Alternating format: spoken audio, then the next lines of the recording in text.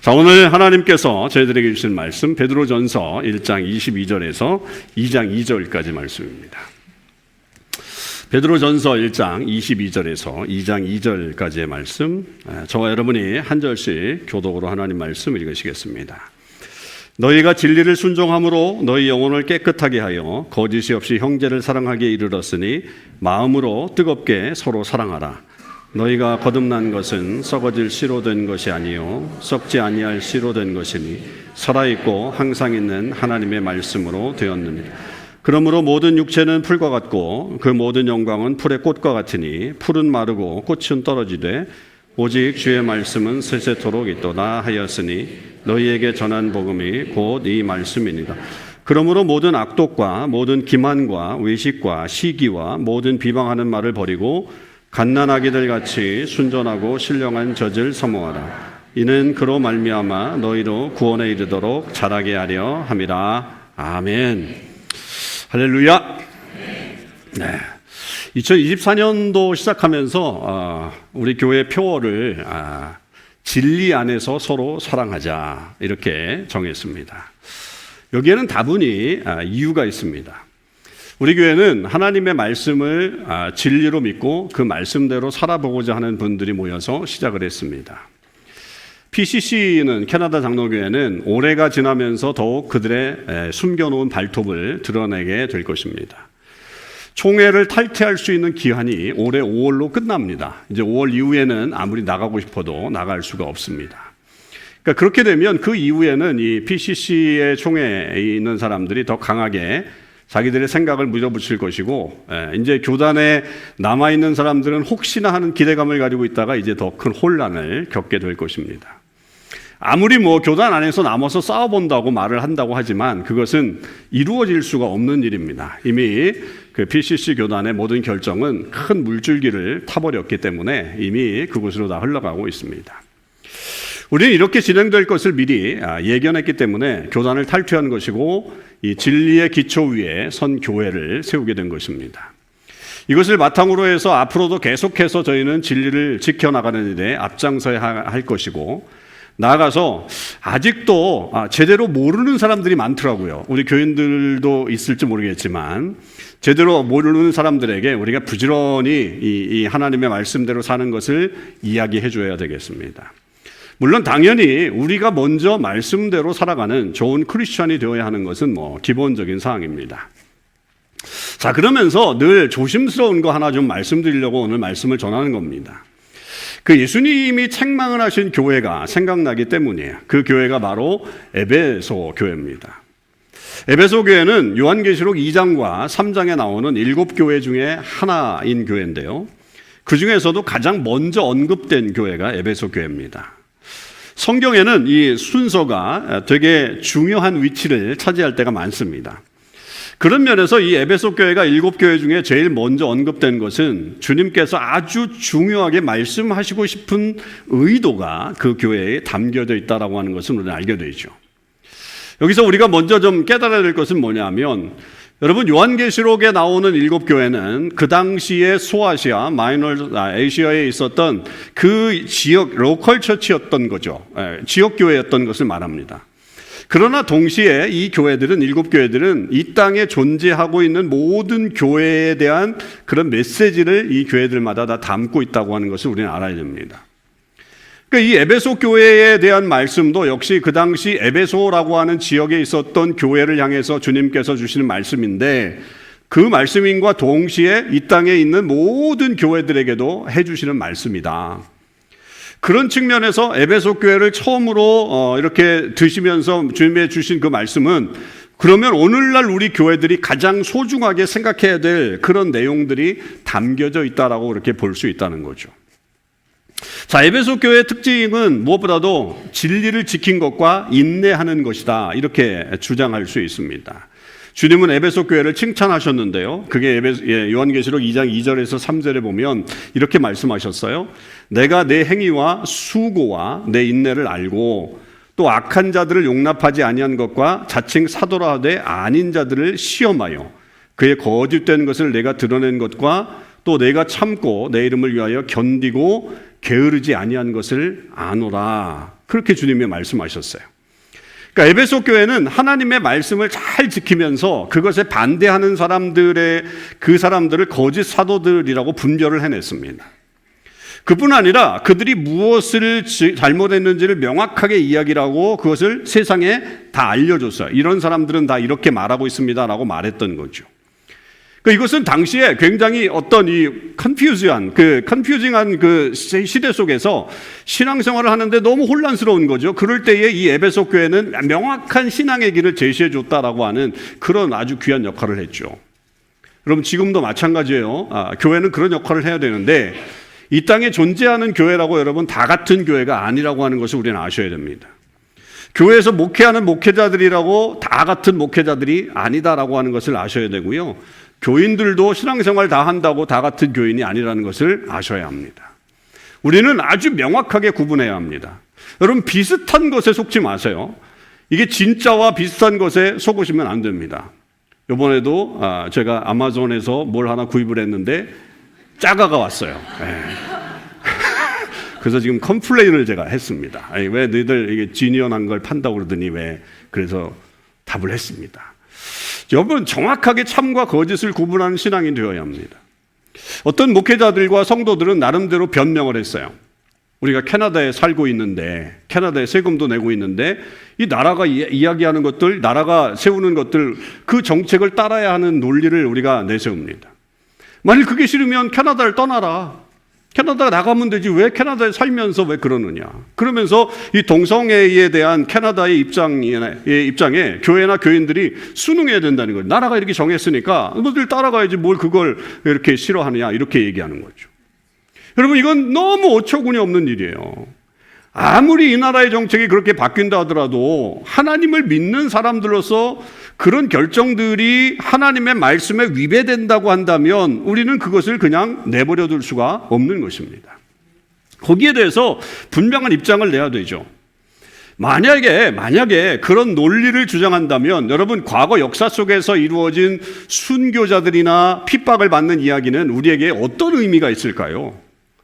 그런 분들의 행동은 그야말로 헛된 고생이죠. 왜 그런 고생을 했을까라고 하는 것으로 전락되고 맙니다. 자, 일제시대에 일본이 통치하면서 신사참배를 강요했죠. 그것은 일본의 가장 중요한 통치 방식 중에 하나였어요. 통치 정책 중에 하나였어요. 많은 사람들이 그것을 국가에 대한 예의지, 이거는 미신이 아니고 이건 뭐 우상이 아니라 국가에 대한 예의다라고 이야기하면서 따라갔어요. 그런데 주기철 목사님을 비롯한 많은 그리스도인들이 왜 그토록 극렬하게 신사참배를 거절했을까요?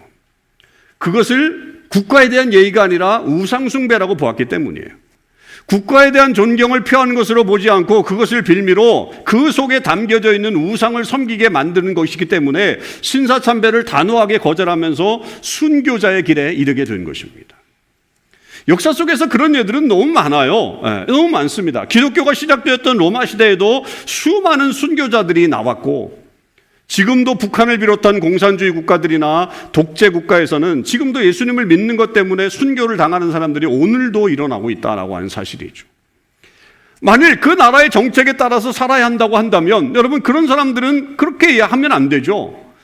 그러니까 우리는 또 다른 나라에 가서도 선교할 수가 없어요. 특히 회교권, 불교권, 여러분 이런 나라들은 나라가 정책적으로 회교를 주장하고 그렇게 불교를 주장하는 나라에 들어가서 무슨 복음을 전해요? 말이 안 되는 거잖아요. 그건 어리석은 일이죠. 그 나라 정책에 따라야 된다면. 그러니까 그냥 그 나라 통치에 따르게 내버려 두는 것이 지극히 이성적인 결정이다 이렇게 보는 사람들이 있다는 거죠. 그러면 왜 그리스도인들이 순교를 당하고 왜 그리스도인들이 다른 문화권에 가서 지금 복음을 전하고 있습니까? 그것은 우리가 가지고 있는 이 진리가 유일한 진리이기 때문입니다. 아멘. 그리스도만이 유일한 주님이시고 성경의 진리만이 유일한 진리이기 때문에 우리는 전하는 거죠. 그래서 그 진리를 모르는 사람들에게 그 국가가 어느 국가든 상관없이 그 나라 정책이 어떤 것이든 상관없이 그 말씀을 전하는 것이고 진리대로 살지 않는 이들에게 진리를 가르치는 것입니다. 그게 바로 예수님께서 이 땅에 오셔서 하신 일 아니겠어요? 그렇다면 당연히 우리도 그 일을 해야 되는 거죠. 그러니까 에베소 교회는 혼란한 시대 속에서 그 일을 했던 거예요. 진리가 무엇인지를 분별해내는 그런 교회였습니다. 그런데 그렇게 대단한 일을 한 에베소 교회에게 주님이 책망을 하셨어요. 4절에 보시면 요한계시록 3장 4절에 보면 그러나 너를 책망할 것이 있나니 너의 처음 사랑을 버렸느니라. 그렇게 말씀하셨어요. 너무 무서운 말이에요. 너무 무서운 말이에요. 그리고 우리가 깊이 생각해야 될 말씀이기도 합니다. 자, 에베소 교회가 진리를 지키고 인내하는 장점을 가지고 있었지만 그것을 너무 강조하다 보니까 뭐가 사라지기 시작했냐면 사랑이 그 안에서 식어지기 시작했던 거예요. 왜 그랬을까요? 왜 사랑이 식어졌을까요? 그것은 아마도 진리가 너무나도 명확한 것이었기 때문일 수 있습니다. 진리는 참과 거짓을 구분하는 기준이기 때문에 어떤 물건을 칼로 베는 것과 같다 이렇게 볼 수 있겠죠. 판단을 정확하게 하는 거죠. 그 판단을 해본 후에 참인 것은 내가 받아들이지만 거짓인 것은 완전히 버리는 거죠. 배척합니다. 그렇게 되다 보니까 사랑이 식어지기 시작했던 것이라고 봐야 되죠. 진리는 아주 고귀한 가치가 있어요. 특히 기독교의 진리는 우리에게 구원을 주는 생명력이 있는 특별한 진리라고 믿습니다. 그런데 그런 진리가 빛을 잃을 수가 있다는 거예요. 그 놀라운 진리가 빛을 잃을 수 있다는 거예요. 왜? 바로 그 진리 안에 사랑이 사라질 때 그런 위험성이 나타나게 된다는 거죠. 주님은 그렇게 사랑이 식어진 에베소 교회에게 이렇게 말씀하셨어요. 3장 5절에 보면 그러므로 어디서 떨어졌는지를 생각하고 회개하여 처음 행위를 가지라. 만일 그리하지 아니하고 회개하지 아니하면 내가 내게 가서 내 촛대를 그 자리에서 옮겨버릴 것이다. 주님의 말씀은 단호합니다. 단호해요. 에베소 교회가 잃어버린 사랑이 언제부터 어떻게 시작되었는지를 점검해라. 생각해라. 그리고 회개하라. 회개하지 않으면 너에게서 그런 촛대를 옮겨갈 것이다. 처음에 가진 사랑을 회복해라. 그렇게 명령하시는 거예요. 여러분, 처음에 가졌던 그 사랑은 뭐예요? 하나님에 대한 사랑과 이웃에 대한 사랑을 말하죠. 그걸 다 포함해요. 근데 에베소 교회는 하나님에 대한 사랑은 계속 유지하고 있었어요. 왜냐하면 진리를 지키는 일은 하나님을 사랑하는 일의 표현이라고 볼 수 있기 때문에. 문제는 예수님이 시작한 것은 이웃을 향한 사랑이었던 거죠. 진리가 있으니까 형제들을 의심하는 거예요. 저 사람은 제대로 된 진리를 가지고 있는가? 저 사람은 뭔가 부족하지 않는가? 그 다음에 그렇게 발견이 되면 서로 분쟁하는 거죠. 서로 싸우는 거죠. 그러니까 사랑이 사라지게 되는 거죠. 그러니까 주님이 그것을 회복하라라고 말씀하신 겁니다. 여기서 우리가 분명히 해야 될 것은 여러분, 진리는 타협할 수 없어요. 진리는 타협이 안 돼요. 그러므로 다른 교리를 말하는 이들을 그냥 내버려 둘 수는 없어요. 그걸 무마할 수 없다는 거죠. 그럼에도 불구하고 우리는 그들을 어떻게 불쌍히 여겨야 돼요. 불쌍히 여기고 사랑의 대상으로 인식을 해야 된다는 거죠. 그들이 주장하는 것에 대해서는 동의할 수 없지만 그들을 향한 사랑의 마음은 계속 갖고 나가야 된다라고 하는 것이죠. 그게 주님이 원하시는 교회의 모습이라고 하는 겁니다. 이런 에베소 교회에게 주신 말씀과 비슷한 말씀, 유사한 말씀이 오늘 우리의 본문인 베드로전서 1장 22절에서 2장 2절의 말씀이에요. 우리가 좀 길게 이렇게 돌아서 오늘 본문으로 왔지만 에베소 교회를 통해서 하신 말씀을 여러분 우리의 염두에 두고 머리에 두고 생각해 보면 이건 큰 의미가 있다는 거죠. 자, 베드로도 역시 오늘 이 편지를 받는 그리스도인들에게 이렇게 외칩니다. 베드로전서 1장 22절 너희가 진리를 순종함으로 너희 영혼을 깨끗하게 하여 거짓이 없이 형제를 사랑하기에 이르렀으니 마음으로 뜨겁게 서로 사랑하라. 이 말씀을 전해주신 거예요. 이 말씀이 올해 우리 교회의 표어가 된 거예요. 1장 22절. 베드로 역시 진리를 순종하는 것이 그리스도인의 삶의 기초다라고 하는 것을 주장해요. 그리고 그 진리가 베드로는 한 가지 더 우리에게 유익을 준다고 말하는 게 뭐냐면 진리는 우리의 영혼을 깨끗하게 해준다. 그렇게 말씀하고 있어요. 이건 되게 아주 통찰이 되게 좋아요. 진리가 우리를 깨끗하게 해준다. 그러니까 진리가 우리를 깨끗하게 해준다라고 하는 이 표현은 우리를 거룩하게 해준다, sanctify 해준다라고 하는 것이고 purify, 우리를 정결하게 해준다라고 하는 그런 뜻이에요. 진리가 우리를 그렇게 해준다는 거예요. 너무 감사하죠. 그러면 우리가 거룩해진다라고 하는 것은 하나님의 성품을 닮아가는 것을 의미한다고 얘기했어요. 우리가 진리를 지키고 그 진리대로 살아갈 때 우리는 하나님의 마음을 알게 되는 거고 그 뜻에 맞게 살아가는 하나님을 닮아가는 존재가 되는 축복이 우리에게 주어진다는 거죠. 자, 그런 진리가 어디에 바탕을 두고 있느냐? 베드로는 우리에게 뭐라고 얘기하냐면 그것은 하나님의 말씀에 기초하고 있다. 23절에서 25절이 그것을 말해주는데, 그 말씀, 하나님의 말씀은 썩지 않는 말씀이다. 영원한 말씀이다.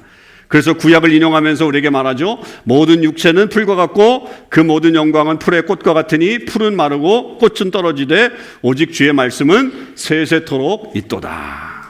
영원하신 하나님의 말씀. 우리가 12월에 이사야 40장 말씀을 전했잖아요. 그때 나누었던 말씀. 자, 여기서 우리가 명심해야 될 거, 우리가 주장해야 될 진리는 어디에 근거해야 돼요? 하나님의 말씀. 하나님의 말씀에 근거해야 돼요. 세상의 법이나 세상의 판단이 우리의 기준이 되어서는 안 되고, 영원히 변하지 않는, 썩지 않는 영원하신 하나님의 말씀만이 우리 판단의 근거가 되는 줄 믿으시기 바랍니다. 자, 이런 진리를 가진 우리 그리스도인들이 해야 될 일, 형제를 마음으로 뜨겁게 사랑해야 돼요. 여러분, 여기서 중요한 말이 그냥 형제를 서로 사랑하라는 말이 중요한 게 아니라 어떻게? 뜨겁게. 우리를 달구어서 뜨겁게 사랑해야 돼요. 이 뜨겁게라고 하는 이 표현은 어떤 표현이냐면 매우 강하게, 간절하게 그렇게 사랑하라는 표현이에요. 제가 이걸 생각해 보면서 무엇을 생각했냐면, 조금 다른 비유이긴 하지만 우리의 생각을 좀 이렇게 프레시하는 그런 차원에서 생각해 볼 수 있는 장면이 북한을 생각해 봤어요. 북한의 지도자가 대중에게 나오면 북한 사람들이 어떻게 하죠? 와! 그러잖아요. 막 이렇게 흔들면서, 막 눈물 흘리면서, 막 그렇게 하는 거 보셨죠? 안 보셨어요? 저만 봤나요? 북한 TV 보면 그러잖아요. 막 그 아녀자들, 그 다음에 뭐 군인들도, 심지어 군인들도 막, 와! 그 사람 나오면 막 그러잖아요. 그게 생각이 퍽 나는 거예요. 물론, 여러분, 그런 모습이 연출일게요? 아니면 실제일게요? 연출일까요? 근데 탈북한 사람들 얘기 들어보면 그게 실제래요. 진짜 그렇게 운대요. 왜냐하면 그 지도자에 대한 이 마음이 나오는 거예요. 우리로선 이해가 안 되는데, 여러분, 저 보면 그렇게 하시겠어요? 손목사 나왔어. 와! 그럼 제가, 그게 사실은 우리로서는 이해가 안 되는데, 북한에서 온 분들을 얘기를 들어보면 그게 진짜라는 거예요. 그 마음이 나온다는 거예요. 그런 사모하는 마음이 그들에게 있다는 거죠. 여러분, 그런 모습은 조금 과도하죠. 우리가 볼 때도 과도하죠. 그 정도는 아니더라도 우리는 형제를 사랑하는 마음을 보통의 마음보다 더 강하게 가지고 있어야 된다. 뜨겁게 서로 사랑할지라 그랬어요. 이건 말과 행동으로 하라는 게 아닙니다. 여러분, 상대방을, 말과 행동을 크게 그렇게 해야 하는 게 아니라 상대방을 존중해 주면서 그 사람이 받아들일 수 있는 그런 사랑을 하라는 말이죠. 제가 지난 일주일 동안 새벽 기도회를 통해서 사랑의 5가지 언어에 대해서 말씀을 나눴어요. 함께 참여하지 못하신 분들은 유튜브를 통해서 다시 한번 확인하세요. 사랑을 표현할 때 가장 중요한 게 뭐였어요? 상대방의 입장에서 필요한 것들을 제공해 주는 거예요. 내가 필요한 것을 말하는 게 아니라 상대방이 필요한 것들을 제공해 주는 거죠. 이건 그리스도 안에서도 이루어지는 사랑의 관계에서도 마찬가지입니다. 여러분, 떠벌이식으로 사랑하지 마시고요. 나 이렇게 사랑해, 나 이렇게 사랑해, 나 이런 일을 해. 그런 떠벌이는 사랑이 아니라 진정 상대방에게 사랑을 베푸는 그런 사랑을 해야 되죠.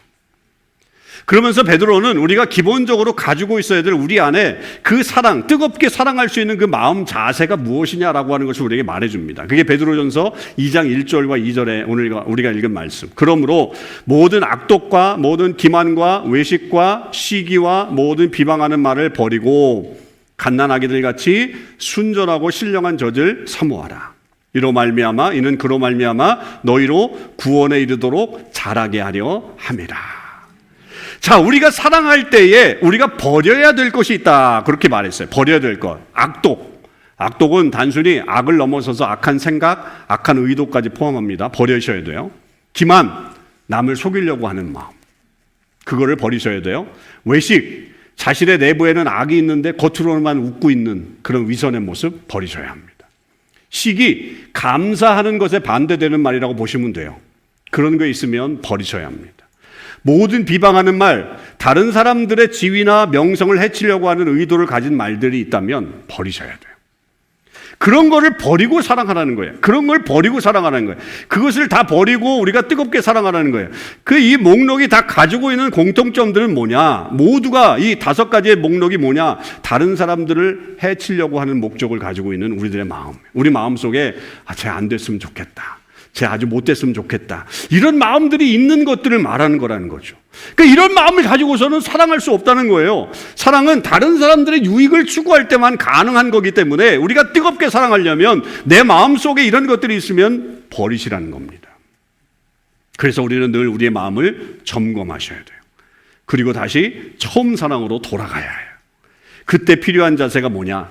갓난아기와 같이 순전하고 신령한 젖을 사모하라. 갓난아기들이 어머니의 젖을 사모하는 것은 생존의 이유죠. 먹고 살아야 되니까. 젖을 먹지 않으면 죽어요. 우리 역시 그리스도인으로 생존을 하기 위해서는 젖을 먹어야 돼요. 어떤 젖을 먹어야 돼요? 순전하고 신령한 젖을 먹어야 되는 거죠. 우리 마음이 얼마나 더러워요? 얼마나 추악해요? 생각해보면 얼마나 이기적이고 얼마나 편협해요. 우리는 너무 잘 알아요. 내 마음을 너무 잘 알기 때문에 내 마음을 표현 못하는 거죠. 그게 나타날까 봐서. 아무리 잘해보겠다고 결심을 해도 금세 다시 원점으로 돌아가는 게 우리의 모습이에요. 이런 우리의 악한 마음을 정상적으로 돌이키기 위해서는 여러분 우리가 순전하고 신령한 젖을 사모해야 돼요. 그건 바로 하나님의 말씀이죠. 우리를 변화시킬 수 있는 유일한 방법, 하나님의 말씀을 읽고 그 말씀의 영양분을 받아서 그 말씀의 힘으로 살아가는 것입니다. 그 방법이 가장 좋은 영적 성장의 방법인 동시에 우리 안에 사랑을 키울 수 있는 힘의 원천이 되기도 합니다. 자, 이렇게 보면 우리는 다시 원점으로 돌아왔죠. 진리가 우리를 사랑으로 이끌어 간다고 말씀하셨어요. 동시에 우리가 뜨겁게 사랑하기 위해서는 뭐예요? 다시 하나님의 말씀으로 돌아가야 돼요.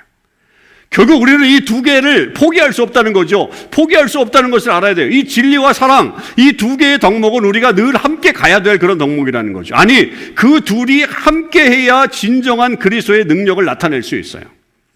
그중 하나만 강조하게 되면 불균형이 일어나서 우리는 잘못된 신앙으로 빠질 염려가 있어요. 여러분, 진리만을 강조하면 주변의 사람들이 사라져요. 보세요. 내 주변에 사람이 있는지 없는지는 진리만 강조하는 사람들이, 옳고 그름을 정확하게 판단하는 사람 옆에는 사람이 없죠. 다른 사람에게 복음을 전하는 거 힘들어져요. 오만과 독선에 빠져요. 나만 잘났다고 생각하게 돼요. 자기만 잘난 것처럼 생각하기 때문에 교만함이 싹트기 시작합니다. 그런 위험성이 있어요. 반면에 사랑만을 강조하는 사람들, 그러면 그 사람들은 정의가 무너집니다. 질서가 세워지지 않아요. 사랑만 있으면 질서가 세워지지 않아요. 소위 말해서 콩가루가 될 수 있습니다. 그냥 이래도 좋고 저래도 좋으니까. 관계가 좋아질 수도 있지만 오히려 그것 때문에 관계가 무너질 수도 있어요. 난 저런 사람하고는 상대할 수 없어. 이래도 되고 저래도 되고 이런 사람하고는 안 돼. 관계가 세워질 수도 있지만 무너질 수도 있어요. 이런 사람은 게을러질 수도 있어요. 복음을 전하는데 도움이 될 수도 있지만 교육이 안 돼요. 맨날 받아도 그냥 거기에요. 진리와 사랑. 너무나도 좋은 가치이지만 이 둘이 함께할 때 그 가치가 훨씬 더 커지고 무엇보다 그리스도께서 보여주신 삶을 우리도 살아갈 수 있게 됩니다. 여러분, 올 한 해 우리 교회와 우리 모든 교우들의 가정에 이런 진리와 사랑이 함께 나타나는 넘치는 은혜가 있기를 소망합니다. 그래서 어떤 악의 세력도 우리를 틈타지 못하도록 하는 그런 아름다운 공동체가 되고 다른 그리스도인들이 부러워하는 공동체가 될 수 있었으면 좋겠어요. 악에 대해서는 대항하고 다른 사람들에게서는 존경을 받을 수 있는 공동체. 그래서 지난번에 말씀드린 것처럼 우리 교회가 신앙 맛집이 되기를 소망합니다. 많은 이들이 이곳에 와서 믿음을 얻고 하나님을 만나는 역사가 올 한 해 있기를 주님의 이름으로 축원합니다. 네, 이 시간 우리 이제 성찬식을 하게 될 겁니다. 이제 1년 동안 하나님께서 우리를 지켜주실 것을 한번 마음에 우리 한번 새겨보십시다. 이 시간 함께 조용하게 하나님 앞에 기도하면서 나아갑시다. 하나님, 올 한 해 하나님께서 우리에게 주실 놀라우신 은혜를 저희들이 사모하며 나아가길 원합니다. 이 시간 주님의 살과 피를 나누게 될 것입니다. 주님, 성령 하나님께서 이 시간 임재하여 주시옵소서. 그래서 우리 안에 하나님 올 한 해를 시작하는 우리 모두가 주님 안에서 하나가 되게 하시고 하나님의 뜻을 온전히 이루어 나가는 그런 주님의 사람들, 또 주님의 교회, 주님의 공동체를 만들어가는 저희들 되게 해달라고, 이 시간 우리 성령 하나님을 초대하고 그 하나님께서 올 한 해 우리의 모든 삶을 지켜주시고, 특별히 이 시간 진행되는 주님의 살과 피를 나눌 때에 하나님 우리 안에 그리스도의 사랑과 놀라우신 은혜가 넘쳐나는 역사가 일어날 수 있게 해달라고 함께 기도하며 나아가겠습니다.